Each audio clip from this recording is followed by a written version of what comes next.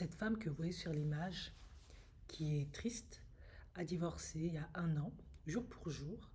Et au départ, elle était très contente, elle pouvait être seule avec elle-même, faire toutes les activités qu'elle voulait, ne pas donner de l'attention et se concentrer sur quelqu'un d'autre.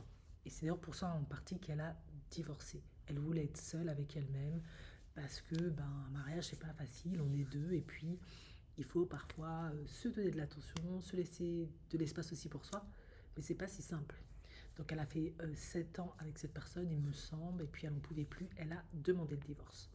Sauf que maintenant, un an jour pour jour, elle est triste, elle a beaucoup de chagrin, beaucoup de nostalgie, parce que maintenant, elle ressent pleinement de la solitude. C'est plus des moments pour être toute seule, pour se ressourcer, c'est vraiment de la solitude parce qu'il n'est plus là.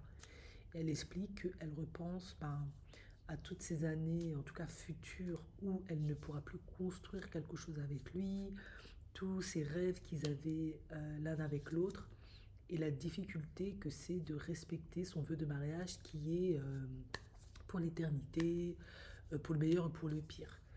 Bien que tout le monde encourage, incite à ne pas abandonner, s'accrocher, se battre pour ce mariage, eh bien elle, elle en pouvait plus, elle n'y arrivait plus, donc elle a préféré arrêter. Sauf que maintenant, elle regrette parce que elle réalise que cette personne-là avec qui elle était censée construire quelque chose, n'est plus.